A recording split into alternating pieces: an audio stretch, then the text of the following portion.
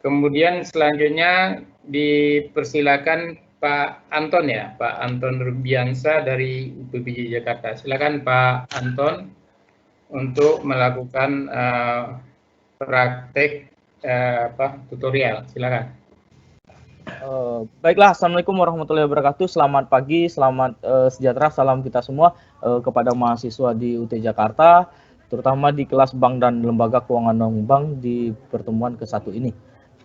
Perkenalkan, nama saya Anton Robiansa, saya dari UT Jakarta.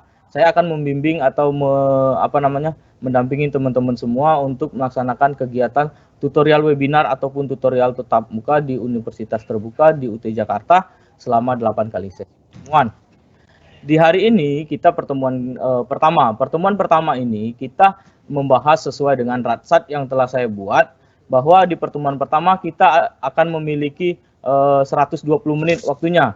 Kalau di pertemuan berikutnya itu 120 menit ada materi, ada tugas. Kalau di pertemuan pertama kita ada namanya perkenalan dan pengenalan sistem pendidikan terbuka dan jarak jauh. Karena apa, mungkin teman-teman di sini atau mahasiswa di sini belum memahami bagaimana sistem pendidikan terbuka dan jarak jauh. Maka dari itu saya akan menjelaskan terlebih dahulu agar teman-teman semua atau mahasiswa semua memahami konteks atau inti dari pembelajaran tutorial. Karena apa? Tutorial ini bukan merupakan perkuliahan seperti pada umumnya pada saat teman-teman semua atau mahasiswa semua ketika SD, SMP, dan SMA, teman-teman itu melaksanakan kegiatan belajarnya langsung secara tatap muka, di mana menjelaskan bab per bab. Tetapi di Universitas Terbuka ini, teman-teman itu memahami isi modul itu dengan 9 modul ya. Kalau 3 SKS berarti ada misalkan masing-masing 23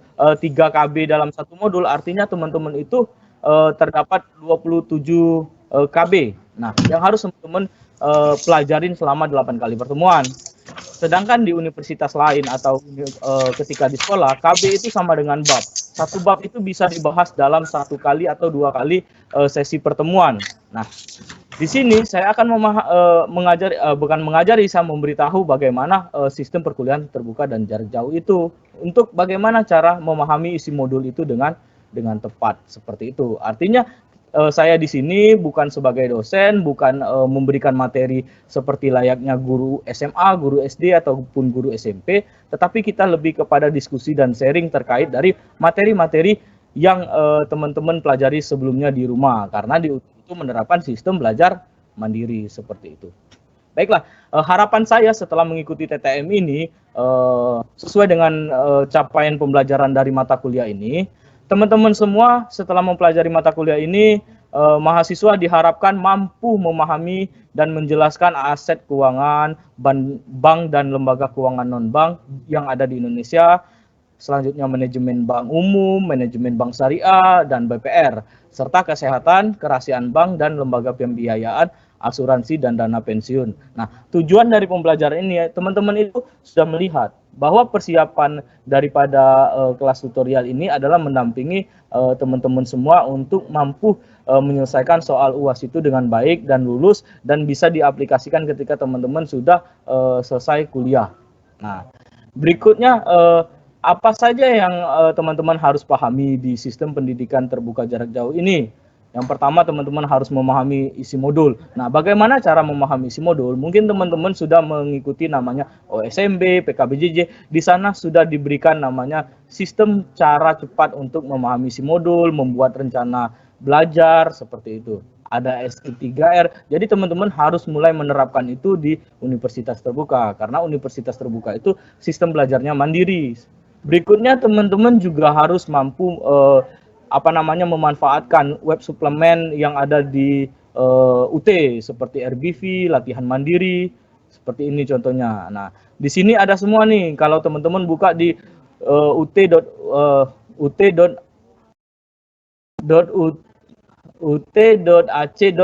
Nah, seperti itu. Di sini ada namanya UT Online. UT Online itu apa saja? Ada menunya. Nah, semua teman-teman bisa mengakses, baik secara umum ataupun mahasiswa. Nanti ada pilihan menunya. Jadi teman-teman bisa memanfaatkan website yang ada di universitas terbuka. Di sana ada perpustakaan digital, ada tutorial online, ada praktikum atau dry lab. Dan ini yang paling penting itu adalah latihan mandiri. Karena apa? Sebelum masa pandemi COVID-19, mahasiswa UT itu tidak melakukan UAS secara take home atau yang kemarin tidak ada UASnya, tetapi UAS dilaksanakan secara online atau secara tatap muka yang tempatnya telah disediakan oleh universitas terbuka. Jadi banyak-banyak nih latihan di mandiri agar teman-teman siap dalam melaksanakan proses ujian seperti itu. Untuk selanjutnya UT juga menyediakan namanya tutorial online. Nah, tutorial online ini merupakan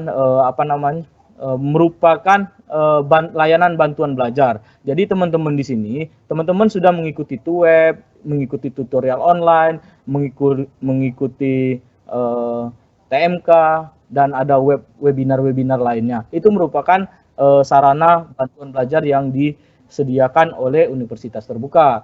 Di mana saya akan menjelaskan, mungkin teman-teman sudah mengikuti OSMB dan PKBJJ kemarin, atau ada yang lupa nih, saya akan menjelaskan kembali bahwa tutorial tatap muka atau tutorial webinar ini memiliki nilai kontribusi 50% terhadap nilai UAS teman-teman.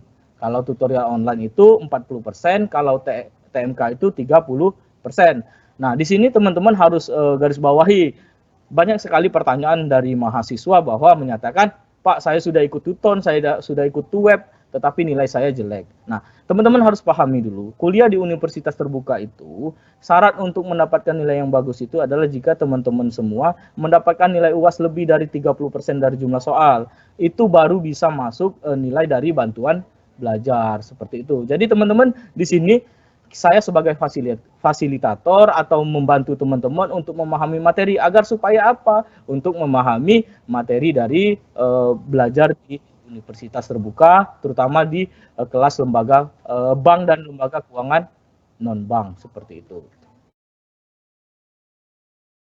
Selanjutnya kita masuk kepada orientasi tentang sistem pendidikan terbuka jarak jauh, di mana teman-teman harus membuat cara memahami si modul, membuat rencana belajar, menggunakan web suplemen, UT online, cara cepat membaca. Tadi sudah dijelaskan juga nih bahwa teman-teman itu harus cepat nih membaca, karena dalam satu semester itu memiliki banyak mata kuliah. Jadi teman-teman membaca itu dengan cepat tapi dengan tepat, seperti itu.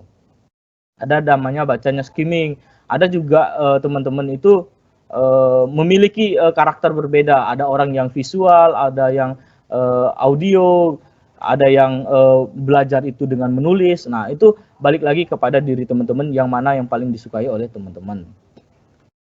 Nah, di tahun ini kita masih menerapkan namanya sistem take home exam ya. Take home exam artinya teman-teman belum melaksanakan ujian di tempat yang telah disediakan oleh universitas terbuka. Teman-teman masih menggunakan THE, artinya teman-teman mendownload lalu mengupload. Nah, banyak sekali yang diketahui, banyak respon-respon negatif terkait daripada ujian THE itu karena minimnya mendapatkan informasi. Nah, dari sini kita di kelas ini, jika ada yang kurang paham tentang sistem ujian, boleh tanyakan kepada saya. Nanti kita bisa sharing-sharing nih bagaimana sistem ujiannya. Mungkin teman-teman di sini adalah mahasiswa baru, seperti itu. Berikutnya kita memiliki kontrak ya. Kontrak di kuliah kita ini ada namanya nilai absensi, ada namanya nilai partisipasi, dan ada namanya nilai tugas. Jadi ada nilai 3 aspek penilaian terhadap tutorial tatap muka atau tutorial webinar ini yang akan teman-teman laksanakan atau teman-teman ikuti. Yang pertama, kita ada 8 kali pertemuan. Syarat untuk nilai teman-teman itu bisa masuk ke sistem, teman-teman itu hadir minimal sekali adalah 5 kali. Jika kurang, maka nilai akhir teman-teman itu 0. Jadi di UT itu bisa tidak masuk itu sebanyak 3 kali. Seperti itu. Tetapi saya sarankan untuk tugas wajibnya itu teman-teman harus hadir semua, karena nilai kontribusinya paling tinggi di tugas wajib. Karena apa? Mahasiswa di UT ini banyak yang bekerja atau yang sudah bekerja atau ada kegiatan-kegiatan lainnya, sehingga 8 kali pertemuan itu tidak bisa diikuti sepenuhnya. Tetapi Jangan teman-teman jadikan sebuah alasan bahwa teman-teman, oh ya udah kuliah di sana atau tutorial tatap muka, tutorial webinar bisa dong 5 kali. Jangan seperti itu, karena akan mempengaruhi nilai absensi atau presentasi kehadiran dan nilai partisipasinya. Jadi ikutilah perkuliahan ini dengan baik seperti itu.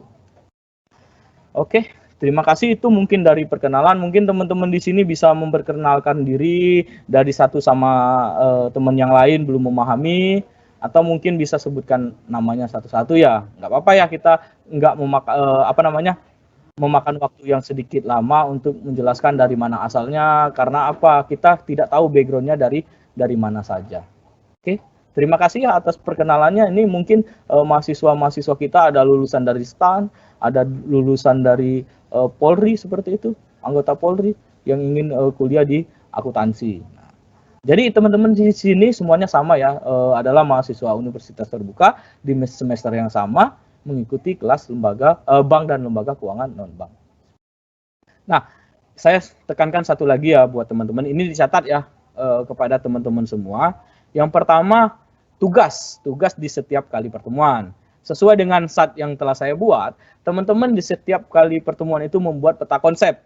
Peta konsep ini teman-teman kumpulkan sebelum pelaksanaan pembelajaran kita. Misalkan di hari ini, hari pertama, ini belum dibuat nih peta konsep, atau mungkin latihan mandiri nanti teman-teman ya, atau kita beri tugas lah untuk teman-teman tugas pertama membuat peta kompetensi dan peta konsep mata kuliah ini. Nah, berikutnya peta konsep itu dibuat dari rumah sebelum pelaksanaan tutorial webinar atau tutorial tatap muka ini.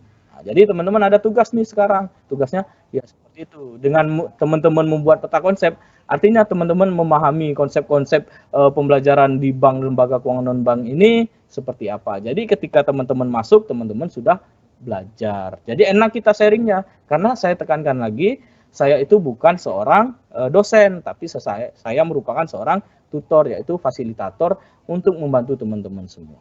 Oke, mungkin perkenalan tentang sistem pendidikan atau sistem pembelajaran terbuka jarak jauh ini sudah saya jelaskan. Kita masuk ke materi, karena sudah saya jelaskan sesuai dengan ratsat yang saya buat, itu bahwa 60 menit itu perkenalan, 60 menit sisanya adalah materi. Nah, materi ini kita bisa memberikan materi tidak hanya dari saya, mungkin daripada teman-teman itu semua ya. Jadi teman-teman itu sekarang mau kelompok atau mau individu, seperti. Oke Pak. Maaf, 3 menit lagi ya. Oke, siap. Nah, baiklah, kita bagi kelompok aja untuk teman-teman bisa sharing, bisa membaca. Kelompoknya sudah terbagi menjadi satu kelompok itu 5 orang, kita ada 40, jadi 8 kelompok. Jadi selama 8 kali kita akan ada presentasi seperti itu. Nah, saya akan menjelaskan sedikit apa itu bank dan lembaga keuangan. Nah, di materi pertama itu kita membahas tentang aset keuangan. Aset keuangan itu merupakan kepemilikan suatu barang yang memiliki nilai tukar atau ada nilainya seperti itu. Aset keuangan itu ada 2. Yang pertama aset berwujud, yang kedua aset tak berwujud. Nah, apa itu aset berwujud atau tangible ya? Aset yang nilainya tergantung dari bentuk fisik, seperti contoh tanah, bangunan, mobil, pabrik, mesin, dan aset-aset fisik lainnya. Mungkin teman-teman ini memiliki aset seperti handphone kali, ada motor, ada rumah. Itu teman-teman bisa nilai. Itu merupakan bentuk dari aset berwujud seperti itu. Berikutnya ada aset tidak berwujud atau intangible ya, di mana aset yang nilainya tidak tergantung dari bentuk fisik, tapi memiliki nilai. Nah, seperti itu. Contohnya ada aset keuangan. Aset keuangan ini banyak. Aset keuangan kredit, artinya ada simpan pinjam. Kita memiliki uang 10 juta, lalu kita pinjamkan sama orang, itu aset kita dong. Suatu saat mereka harus mengembalikan kepada kita aset kredit tersebut. Selanjutnya ada obligasi, surat utang berharga. Obligasi ini bisa diterbitkan oleh Bank Indonesia, di mana kita beli, kita memiliki obligasi. Kalau kita mau jual, kita mendapatkan asetnya kembali.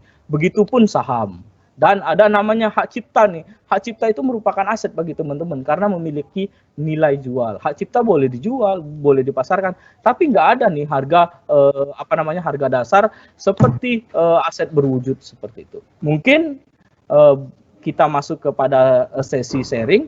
Teman-teman ada yang tahu nggak nih tentang bank dan lembaga keuangan, atau mungkin ada contoh dari aset-aset yang lainnya yang teman-teman miliki? Oke, mungkin si Budi ya bisa menjelaskan aset apa saja yang dimiliki di rumahnya yang dimaksud dengan aset tidak berwujud. Oh, jawaban Budi tidak ada, Pak. Baiklah. Kalau aset berwujud bagaimana, Budi? Saya ada tanah nih, Pak. Ada nama mobil. Nah, itu merupakan bentuk dari aset berwujud. Nah, baiklah teman-teman semuanya, kita masuk ke sesi terakhir, yaitu sesi diskusi. Jika ada yang ingin tanyakan atau diskusi, silakan. Oke, terima kasih kepada teman-teman semua. Pelajaran hari ini cukup sampai di sini. Minggu depan jangan lupa tugasnya, teman-teman membuat peta konsep. Dan satu lagi, untuk tugas 1, 2, dan 3 itu ada di pertemuan 3, 5, dan 7. Untuk setiap modulnya, modul yang telah kita pelajarin itu akan diujikan. Oke, sampai ketemu di minggu berikutnya. Saya billahi taufiq wal hidayah. Wassalamualaikum warahmatullahi wabarakatuh. Terima kasih. Salam. Baik, terima kasih Pak Anton dari UT Jakarta untuk presentasinya pada siang ini. Kemudian langsung saja kita minta masukan dari narasumber, mungkin dari siapa dulu ya? Tadi Pak Agung sudah duluan, sekarang Bu Lilis. Ya, Bu Lilis. Silakan Bu Lilis untuk memberikan tanggapan terhadap presentasi Pak Anton. Silakan Bu. Ya, terima kasih Pak Zul. Selamat Pak Anton. Wah, saya rasanya waktunya cepat sekali ya diajarin Pak Anton ini. Menarik gitu ya.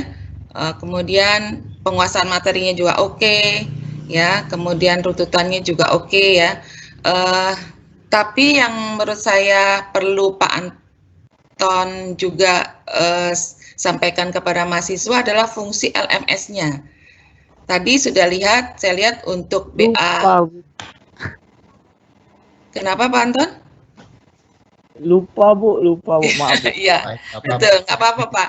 Jadi LMS itu sangat penting, di mana kan kita bisa saling berkomunikasi tentang tugas ya, walaupun asinkronus, tapi itu sangat-sangat membantu. Dan terutama untuk mahasiswa kita yang tadi Pak Anton bilang mahasiswanya bekerja, banyak dari Departemen Keuangan ya, itu mereka kita berikan motivasi, kemudian feedback terhadap tugas-tugas itu bisa dilakukan di LMS.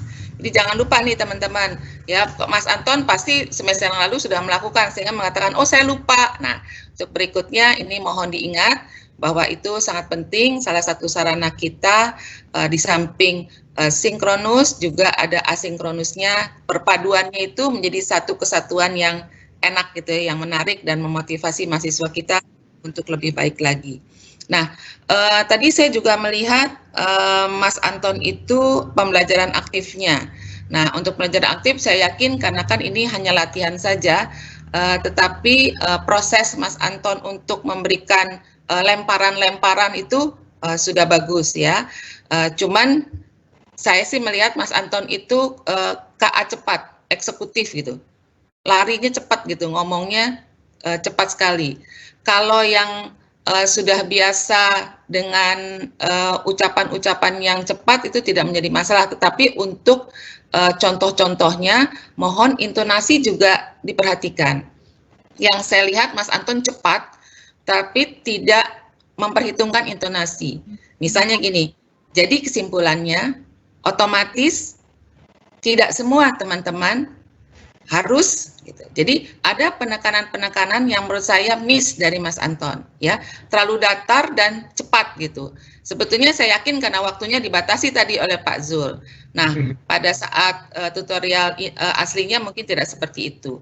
Tapi menurut saya intonasi adalah bagian yang juga penting. Nah, tadi saya katakan juga gitu ya. Artinya jadi membuat yang mendengarkan itu tertuju gitu.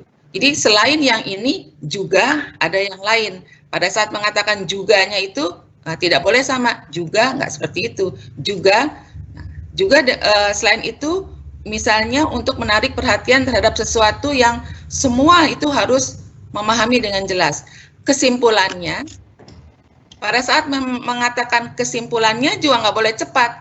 Kesimpulannya ada yang kita tahan gitu.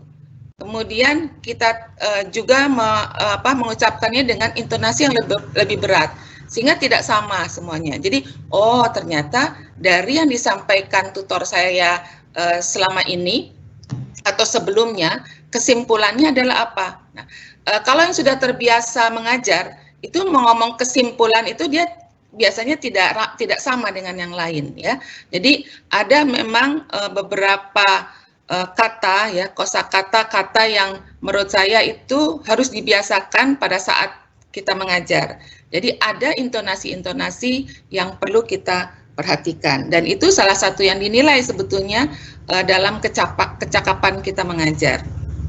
Nah, yang berikutnya, Mas Anton ini kan sudah saya pikir karena pilihan dari UPBJJ tentunya sudah memiliki pengalaman. Nah, kita juga bisa menampilkan media-media lain di dalam webinar kita, dalam web kita ya. Misalnya apakah punya video, kemudian ada contoh-contoh ya, contoh-contoh gambarkah atau secara ilustrasi gitu ya, itu juga perlu ditampilkan. Saya lihat tadi memang salah satu slide-nya, tapi yang slide yang dalam bentuk bergerak juga bisa ditampilkan ya, jadi itu sangat menarik. Misalnya kalau bank itu bagaimana terjadi krisisnya, bagaimana sekarang dalam masa pandemi sebagai trigger sebelum masuk ke dalam materi, itu sangat bagus gitu. Jadi tampilkan dulu bagaimana kondisi, kemudian baru masuk pada materi. Nah, itulah yang saya rasa di dalam web itu perlu kita perhatikan. Jadi tidak melulu dalam bentuk PowerPoint, tetapi media-media lainnya dalam bentuk visual juga sangat bisa digunakan di dalam tutorial webinar. Saya rasa itu dulu Pak Zul, sebelum yang lainnya. Terima kasih. Baik, terima kasih Bu Lilis. Ini mungkin bisa menjadi masukan bagi Pak Anton, ini pakar pendidikan ya, pendidikan dari FPIP, mungkin bisa menjadi masukan buat Pak Anton dan teman-teman lain nanti yang akan menjadi tutor web ya. Ini yang mohon diperhatikan. Kemudian untuk selanjutnya, tanggapan selanjutnya, silakan Pak Agung memberikan tanggapannya terhadap presentasi Pak Anton. Silakan Pak. Ya. Terima kasih Pak Zul. Sebelum saya melanjutkan, boleh saya tanya Pak Anton sudah berapa lama jadi tutor ini? Saya bukan tutor Pak. Oh, dosen di oh mau Jakarta, jadi instruktur, Pak. Instruktur inti. Amin, amin, amin, amin. Oh jadi Pak Anton ini dari UPBJJ ya? UPBJ Jakarta Pak Agung. Iya. Oh, UPBJ Jakarta nanti berarti mau jadi instruktur inti gitu ya? Apa mau jadi tutor nanti? Belum. Jadi udah tutorial online Pak. Oh di Tuton ya? Oh masuk ke Tuton ya? Iya Pak. Ya, kalau tapi, kita web nggak boleh Pak, yang di UPBJJ gimana itu Pak Agung tuh? Ada aspirasi ya. Satu kan maksimal 4 kelas. Kalau sudah dituton 4 itu ya sudah. Pak Agung. Ya. Pak Anton ini udah pengalaman Pak menjadi tutor sebelum menjadi dosen UT Pak. Oh gitu. Jadi sebelumnya pernah jadi tutor tatap muka ya Pak Anton ya? Ya Pak, benar pernah Pak. Ya begini, sebenarnya ini bukan untuk Pak Anton saja ya, ini kan untuk semua peserta. Jadi dari apa yang ditampilkan oleh Pak Anton itu, seperti tadi disampaikan Bu Lilis, ini sebenarnya bukan untuk Pak Anton, tetapi untuk juga pembelajaran bagi peserta yang lain ya. Ada sekitar 270 calon instruktur inti, tutor dan yang akan tutor-tutor terpilih. Artinya apa yang disampaikan Bu Lilis dan narasumber lainnya nanti, nah ini Pak Anton sama Bu Asisa tadi itu kan contoh. Oh kalau begini kekurangannya seperti ini, kelebihannya seperti ini tuh. Jadi ini sebenarnya bukan untuk Pak Anton semata ya. Jadi untuk semuanya, karena ini diambil sampel saja. Nah saya ingin memberikan masukan dari apa yang bisa kita pelajari dari presentasi yang disampaikan oleh Pak Anton tadi. Kan itu intinya seperti itu sebenarnya, pelatihan ini gunanya, bukan untuk semata-mata Pak Anton.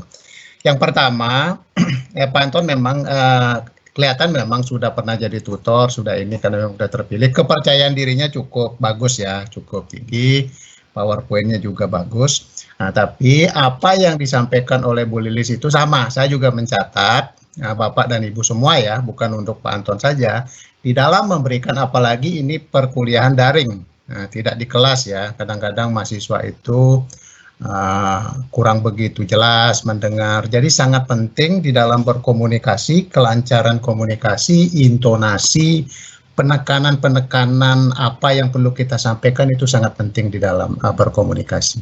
Sehingga kita suara kita itu tetap enak didengar oleh mahasiswa. Jadi jangan terlalu cepat, jangan juga terlalu pelan karena dibatasi oleh waktu. Kalau terlalu pelan juga bisa membosankan. Kalau terlalu cepat susah ditangkap. Jadi kira-kira speednya ya sedang-sedang saja. Kalau di jalan tol itu 60 sampai 80, jangan di atas 100, jangan juga di bawah 60, di bawah 60 kita diklaksonin dari belakang, begitu kira-kira. Jadi perlu penekanan-penekanan seperti disampaikan oleh Bu Lilis. Bu Lilis itu adalah gurunya guru TK, jadi beliau itu sangat paham sekali ya. Itu perlu diperhatikan oleh Bapak dan Ibu yang lain ya, calon instruktur dan juga calon tutor. Jadi sangat penting kejelasan bahasa, intonasi, penekanan-penekanan, kecepatan di dalam bersuara itu sangat penting. Sehingga peserta atau mahasiswa itu merasa enak mendengar presentasi kita dan dia akan terus mendengarkan kita, fokus begitu loh. Ya, itu sangat penting. Kemudian tadi juga sudah di dalam pembelajaran tutorial webinar ini kita juga tidak tahu, seperti tadi disampaikan Bu, ini sudah ditekankan memanggil mahasiswa secara random itu sudah bagus, harus selalu seperti itu disampaikan. Nah kemudian saya mulai dari awal lagi, seperti tadi itu Pak Anton itu langsung slide ya, mukanya sebentar saja. Jadi di awal, di pendahuluan itu jangan dulu buru-buru membuka slide. Jadi kita ada komunikasi, mahasiswa itu melihat wajah kita, fokus, tidak melihat slide dulu, sehingga ada ikatan emosi ya antara tutor dan mahasiswa. Itu penting itu menjalin ikatan emosional antara tutor dan mahasiswa, karena saling belum kenal. Dengan demikian nanti kalau tutornya menarik, bagus cara menyampaikannya, sehingga mahasiswa itu akan tertarik mengikuti mata kuliah yang akan kita sampaikan.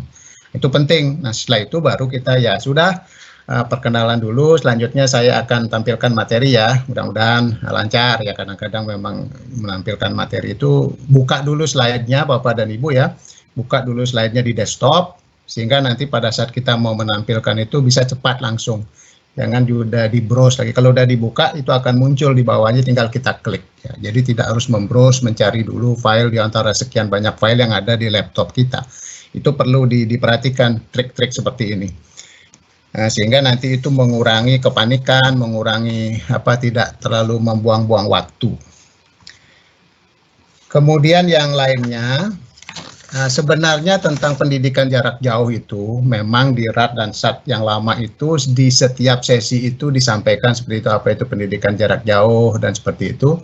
Nah, jadi kita sebenarnya tadi kayak Pak Anton itu mungkin terlalu lama menyita waktu tentang menguraikan apa itu pendidikan jarak jauh, kontribusi to web terhadap ini. Jangan terlalu lama karena umumnya masih sampai mahasiswa sudah tahu, juga tutor-tutor lain juga mungkin sudah menyampaikan, apalagi Bapak dan Ibu bukan tutor di hari pertama ya, mungkin dia sudah di jam pertama, mungkin kita di jam kedua, jam ketiga, mungkin tutor lain sudah menyampaikan hal yang sama, sehingga tidak membosankan, cukup disinggung sekilas saja. Nah, kontribusi nilai, apa itu pendidikan jarak jauh.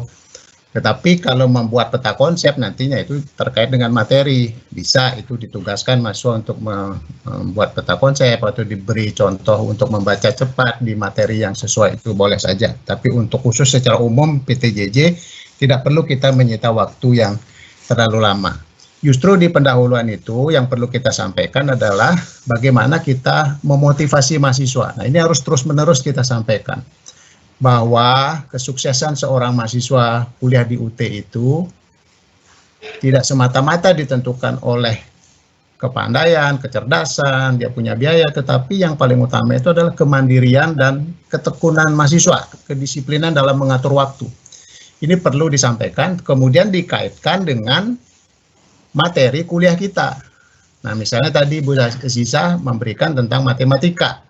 Bagaimana strategi belajar mahasiswa agar bisa cepat memahami, menguasai kompetensi mata kuliah tersebut. Karena masing-masing mata kuliah kan mempunyai karakteristik yang berbeda-beda. Jadi tutor menyampaikan bagaimana strategi belajarnya. Mungkin kalau matematika harus sering-sering berlatih, harus punya kelompok belajar, berdiskusi sama temannya. Nah, itu hal-hal seperti itu perlu kita sampaikan di awal, ya. Kemudian di mana mereka bisa mencari-cari sumber belajar atau referensi untuk memperkaya wawasan mahasiswa. Itu juga perlu disampaikan.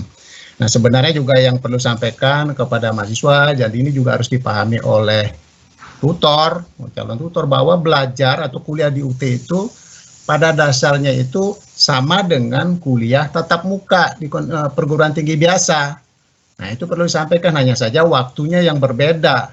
Kalau orang tatap muka itu harus kuliah, datang ke kampus setiap minggu sekian jam, mahasiswa UT juga harus mengalokasikan waktu belajar yang sama, bahkan harus lebih. Tetapi waktunya berbeda, mungkin di malam hari atau di pagi hari. Jadi tidak boleh mahasiswa UT itu hanya mengandalkan menghadiri tutorial to web saja, tidak belajar di rumah, tidak membaca modul. Nah, itu pasti sulit berhasil. Tapi kalau mau berhasil, belajar dulu. Jadi diberikan tugas-tugas dulu. Tutor bilang perlu secara asinkronus itu kan ada tugas bacaan. Jadi disampaikan kepada mahasiswa untuk minggu depan, mohon Anda membaca materi ini. Nah, kami nanti akan banyak berdiskusi tentang materi, tidak banyak memberi perkuliahan. Jadi diberikan tugas sebelum masuk minggu kedua. Nah, sebelum masuk minggu ke-1 juga tugas-tugas bacaan sudah ada di LMS, seperti tadi Bu Lilis sampaikan. Unggah di sana, harapannya apa? Mahasiswa sudah siap sebelum masuk ke kelas tutorial. Jadi tidak blank sama sekali. Nah, ini akan sangat membantu disampaikan. Kalau mahasiswa sudah punya background knowledge, sudah punya pengetahuan awal, ada hal yang tidak diketahui, nah begitu dijelaskan oleh tutor, mereka akan lebih mudah memahami. Nah, hal-hal seperti ini perlu juga disampaikan ya kepada mahasiswa, sehingga mereka itu tidak datang hanya mengharapkan penjelasan dari tutor saja. Seperti itu. Saya kira itu yang bisa saya sampaikan. Pak Jul, mungkin ada peserta yang lain. Tadi memang ada Bu Dian, Ratu, barangkali karena kita masih punya waktu ya, 1 jam lagi kurang lebih. Kalau memang itu berhasil, barangkali Bapak dan Ibu peserta lain yang ada ingin tampil itu silakan sampaikan namanya di chatting room, itu bisa di-invite nanti sehingga bisa. Nah, ini seperti misalnya Danar Kristiana Dewi atau Dian Ratu Ayu Uswatun. Kita beri kesempatan untuk presentasi karena sebenarnya sudah disiapkan 5 orang, tetapi ternyata yang 3 orang itu berhalangan presentasi begitu. Silakan Pak Jul, dari saya kira itu saja. Terima kasih Pak Agung atas tanggapannya. Kemudian saya juga ingin memberikan sedikit masukan atau oleh-oleh untuk Pak Anton. Ya, tadi seperti yang disampaikan oleh Bu Lilis dan juga Pak Agung terkait dengan intonasi ya. Ya, ini sepertinya intonasi dari Pak Anton terlalu cepat. Nah, nanti dikhawatirkan nanti ini tidak bisa materi yang disampaikan oleh Pak Anton itu tidak dapat diserap oleh peserta tutorial. Kemudian yang kedua terkait dengan PPT ya. Tadi ya ini masukan aja Pak Anton ya, nggak apa-apa ya. Ini judul awalnya ada ya kekeliruan, coba dilihat judul awal itu ya, ini kan tampil pertama ya. Ini ada universitas tulisannya kemudian salah, kemudian jurusannya juga salah gitu ya. Ya, ini masukan aja supaya ini bisa sebelum presentasi ini juga menjadi perhatian bagi para tutor-tutor ya. Kemudian juga PPT ya. PPT ini kan masih kemarin sudah disampaikan oleh narasumber, kalau nggak salah Pak Toha ya. Pak Suartono terkait dengan bagaimana supaya membuat PPT yang bisa menarik mahasiswa aja, tidak hanya monoton ya, tidak hanya berisi tulisan atau mungkin bisa dikasih apa grafis atau apa gitu ya, supaya ini juga bisa menarik mahasiswa untuk membaca. Kalau dilihat apa PPT monoton gitu ya, mungkin mahasiswa juga bosan gitu ya, cepat bosannya untuk melihat. Itu aja masukan dari saya. Baik, kita cukupkan untuk Pak Anton. Terima kasih Pak Anton.